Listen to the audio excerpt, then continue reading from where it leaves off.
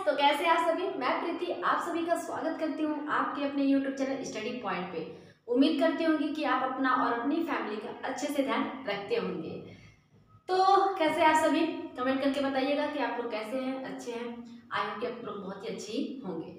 तो आप सभी को पहली वीडियो कैसी लगी, आप लोग बहुत सारा प्यार दिए, उसके लिए बहुत बहुत धन्यवाद।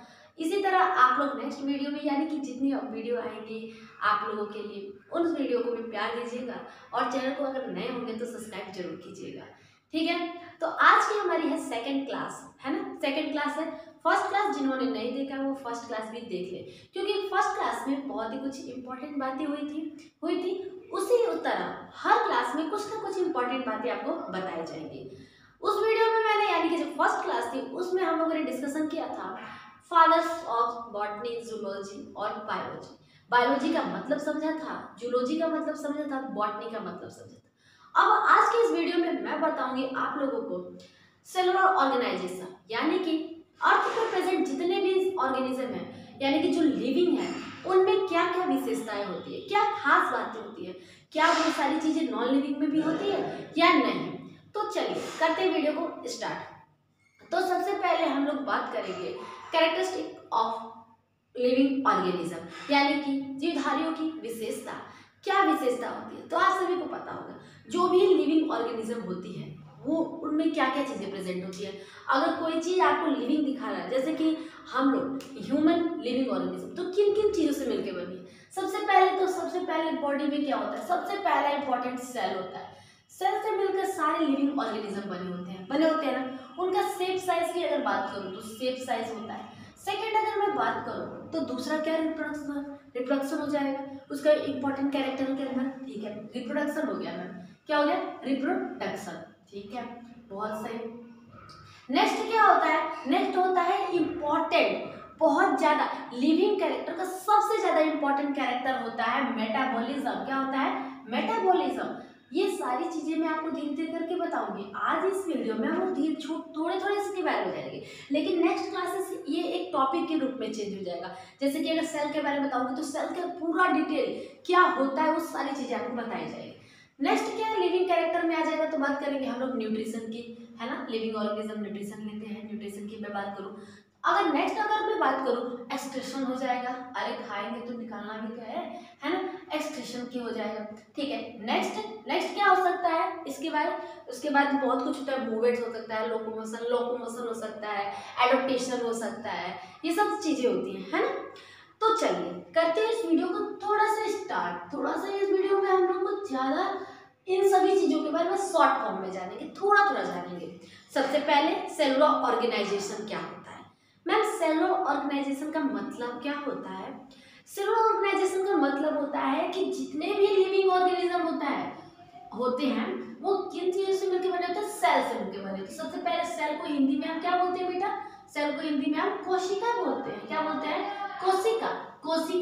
कोशिका the structural and functional unit of life, हमारे शरीर की, हमारे जीवन की कार्यात्मक और संरचनात्मक इकाई मानी जाती है। किसको मानी जाती है, कोशिका को, सेल को। सेल क्या होता है, structural and functional unit of life होता है मैम।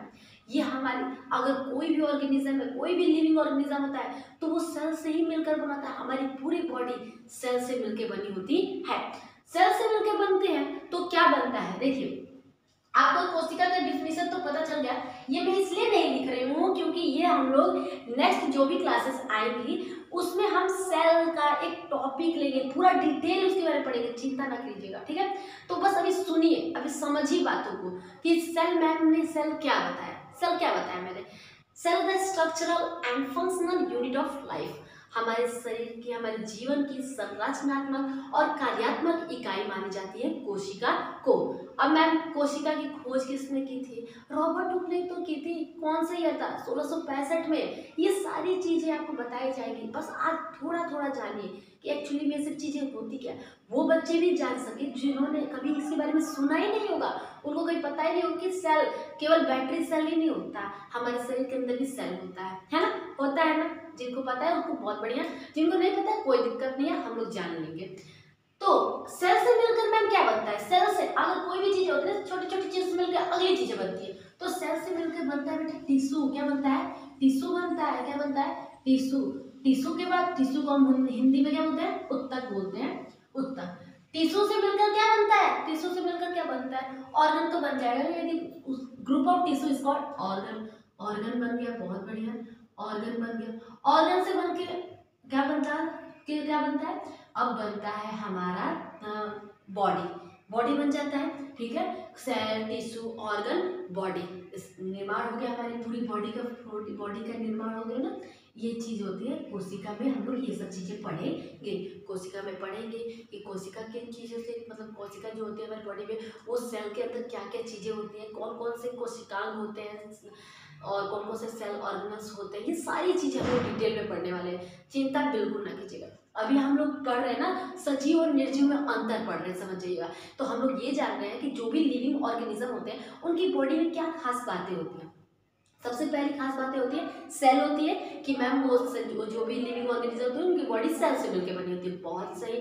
दूसरा क्या खास बात होता है? पता है दूसरा क्या खास बात होता है? दूसरा होता है मेटाबॉलिज्म। क्या होता है? मेटाबॉलिज्म होता है बेटा। मेटाबॉलिज्म क्या होता है मैम? इसको हम उपापचय कहते हैं। क्या कहते हैं? मेटाबॉलिज्म। मेटाबॉलिज्म, इसको हिंदी में क्या बोलते हैं? उपापचय। उपापचय। मैम इसका मतलब क्या होता है? ये नाम तो कुछ अच्छा मतलब समझ नहीं आ रहा है कि इसका मतलब क्या होता है। मेटाबॉलिज्म जो होता है ना, वो होता है उपापचय, हिंदी में कहते हैं। मैम ये उपापचय क्या है? ये शब्द मुझे समझ नहीं आ रहा है। उपापचय जो होता है जैव रासायनिक प्रक्रिया, हमारे शरीर में रासायनिक प्रक्रियाओं को डील करता है ये, यानी कि जो भी बायोकेमिकल रिएक्शन होते हैं ये मेटाबॉलिज्म करता है। और ये इंपॉर्टेंट कैरेक्टर है लिविंग ऑर्गेनिज्म का, ठीक है।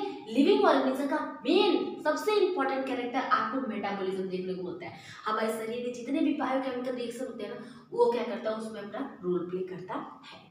तीसरा क्या हो सकता है मैम? लिविंग कैरेक्टर क्या हो सकता है? आप लोगों को क्या लगता है? मैंने तो वैसे बता दिया है, लेकिन अब तीसरा में हम क्या रखना चाहेंगे? क्या रखेंगे?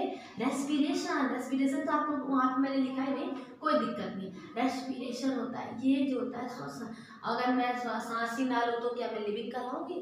क्या मैं सजीव कहलाऊंगी? क्या आप कहलाओगे सजीव? नहीं मैम, सजीव नहीं कहलाएंगे। लिविंग कैरेक्टर का ये भी एक इम्पॉर्टेंट, लिविंग ऑर्गेनिज्म का ये भी एक इम्पॉर्टेंट कैरेक्टर होता है रेस्पिरेशन ना, ठीक है। आपको इस टॉपिक में रेस्पिरेशन और ब्रीदिंग में क्या डिफरेंट है मैं ये भी बताऊंगी।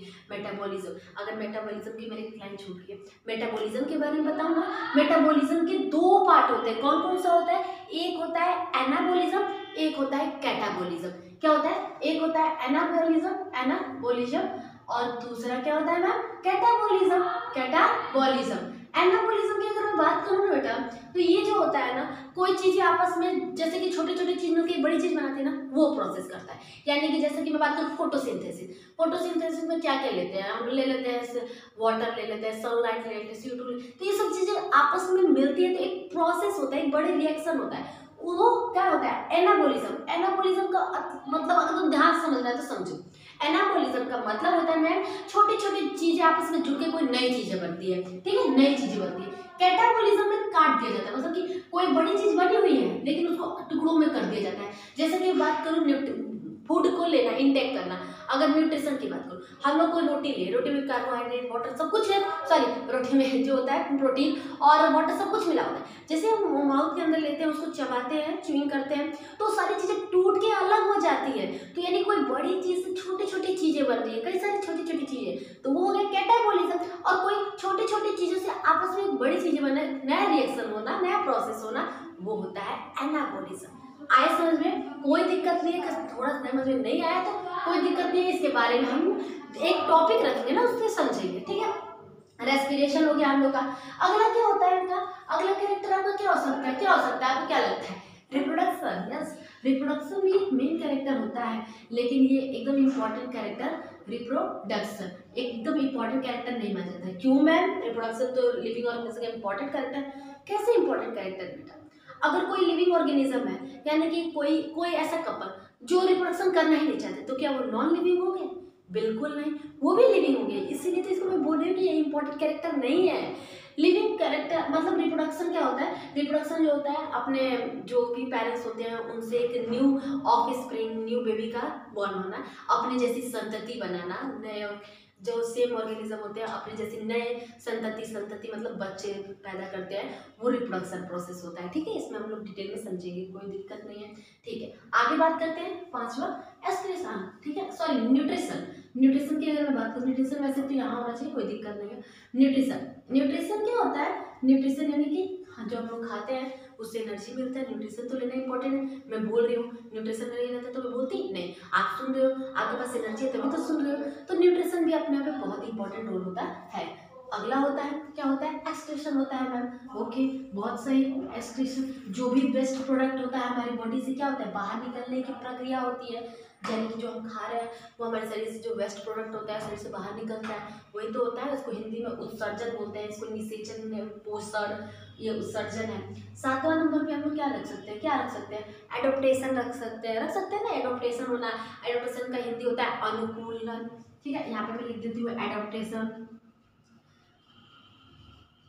एडोप्टेशन अनुकूलन होता है, यानी कि कहीं भी, जैसे कि अभी हम लोग गर्मी आ रही है तो गर्मी में हम लोग एक माहौल बन जाएगा ना, ढल जाएंगे। ऐसा थोड़ी है गर्मी आते ही मर जाएंगे, नहीं ना। ठंडी आते ही मर जाते हैं, नहीं। एडोप्टेशन होता है कि किसी भी परिस्थिति में अपने आप को वहाँ का अनुकूलित कर लेना, यानी कि वहाँ पर रहने योग्य अपने आप को बना लेना, सर्वाइव कर लेना, जीवित रह जाना, वो होता है अनुकूलन। होता है ना। अगला हो सकता है, इसमें पता है क्या रख सकते हैं हम लोग? इसमें रख सकते हैं हम लोग लोकोमोशन, यानी कि जो भी सजीव होते हैं लोकोमोशन करते हैं, एक स्तर से दूसरे स्तर तक जाते हैं। तो मैम प्लांट कैसे लोकोमोशन करता है? प्लांट तो लिविंग है ना, प्लांट कैसे करे बेटा? प्लांट मूवमेंट करता है, ग्रोथ करता है, मूवमेंट करता है, हिलता है डुलता है। भले ही वो अपने स्थान से लोकोमेट नहीं करता है, लेकिन एक स्तर से दूसरे स्तर तक नहीं जाता है, बट वो मूवमेंट तो करता है ना, तो वो उसका लोकोमोशन होता है। ठीक है, तो हम बात करते हैं, यहाँ पे रख देते हैं किसका, हम लोग रखते थे मूवमेंट का, रख देते हैं मूवमेंट। ठीक है, मूवमेंट। ठीक है, तो ये सारे टॉपिक हम लोग पढ़ेंगे धीरे धीरे, यानी कि आराम से और डिटेल में पढ़ेंगे। जैसे कि सबसे पहले मैं कोशिका, कल से मैं कोशिका स्टार्ट कर दूंगी। आप लोग का फर्स्ट यूनिट रहेगा कोशिका सेल के बारे में बताऊंगी, कौन क्या किया था, कैसे क्या चीजें हुआ था, लिविंग सेल कौन था, डेड सेल कौन था, किसने डिस्कवरी किया था, सारी चीजें आपको मिलेगी, कुछ नहीं छूटेगा। ठीक है, बस आप वीडियो जरूर देखिएगा और लाइक भी कीजिएगा। फिर रेस्पिरेशन मेटाबॉलिज्म पढ़ेंगे, रेस्पिरेशन रिप्रोडक्शन यानी कि निषेचन पढ़ेंगे, न्यूट्रिशन मतलब पोषण पढ़ेंगे, एक्सक्रीशन मतलब उत्सर्जन पढ़ेंगे, एडोप्टेशन अनुकूलन मूवमेंट, ये सारी चीजें हम पढ़ने वाले हैं। तो आई होप को आज का ओवरव्यू आपको समझ में आ गया होगा कि हम लोग अब पढ़ेंगे क्या, क्या जानने वाले हैं हम लोग। तो ठीक है, पता चल गया होगा। तो अगर आपको ये सेशन अच्छा लगा होगा तो प्लीज़ आप वीडियो को लाइक कीजिएगा। अगर आप चैनल पर नए होंगे तो जरूर आप सब्सक्राइब कीजिएगा। अगर आपके फ्रेंड को अभी ये वीडियो शेयर जरूर कीजिएगा, आपको अच्छा लगा हो तो। ठीक है, ज़बरदस्ती कुछ नहीं है, बट आई होप कि आप लोग मेरा सपोर्ट जरूर करेंगे। ठीक है, मिलते हैं अपने नेक्स्ट वीडियो में एक बहुत शानदार एनर्जी के साथ, और उसमें हम लोग क्या डिस्कशन करेंगे सेल के बारे में। तब तक के लिए बाय बाय, टाटा।